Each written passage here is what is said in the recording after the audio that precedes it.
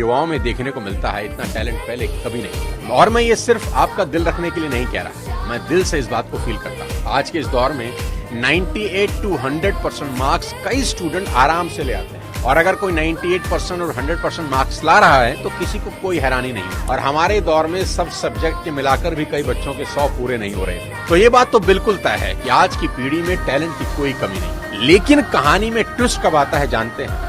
जब बच्चे 14 से 20 साल की उम्र में होते हैं, अब इनके हार्मोन्स जम करने लगते हैं, और इसका सबसे गंभीर असर ये होता है कि ये हार्मोन्स बच्चों को पेरेंट्स से दूर कर देते हैं। क्योंकि इस उम्र में बच्चों को चाहिए आजादी, और माँ बाप वो आजादी देते नहीं, क्योंकि वो जानते हैं इस तरह की आजादी के लिए ये उम्र सही नहीं है। तो पेरेंट्स रोकते हैं, समझाते हैं, उनको पता है ये उम्र फिसलने वाली है, यही वो उम्र है जिसमें फ्यूचर बन भी सकता है और बर्बाद भी हो सकता है।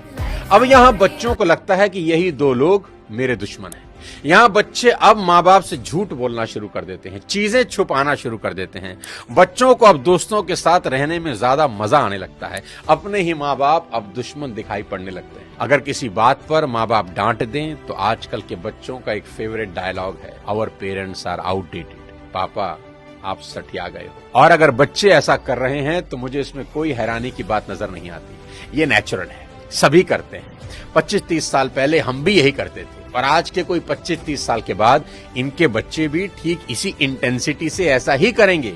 ये साइकिल चलता रहेगा। अरे आपको दिक्कत क्या है हमसे? कम से कम हम कोशिश तो कर रहे हैं ना।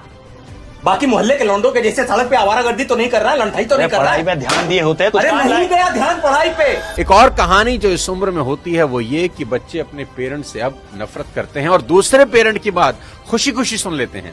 यहाँ अपना ही एग्जांपल देता हूँ। आज बहुत लोग मेरी बात सुनते हैं और मानते हैं, दूर दूर से कंसल्टेशन लेने आते हैं, पर मेरी अपनी बेटी को समझाने में मेरे पसीने निकल जाते हैं। कपिल शर्मा के शो में आमिर खान का भी यही प्रॉब्लम है, जो उन्होंने बताया कि सभी स्टार्स के बच्चे अपने करियर की सलाह मुझसे लेने आते हैं, पर मेरे अपने बच्चे मेरी बात नहीं सुनते।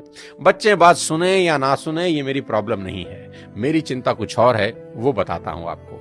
अभी कुछ दिन पहले मैं एज अ चीफ गेस्ट अपनी बेटी के स्कूल में गया, जहां उनकी प्रिंसिपल ने मुझे इनवाइट किया। उनका कोई एनुअल डे प्रोग्राम था।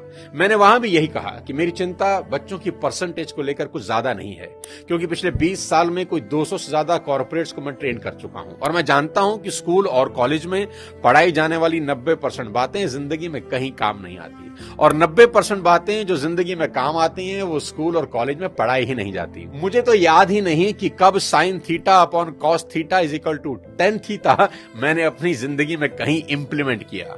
एज अ पेरेंट आज मेरी सबसे बड़ी चिंता ये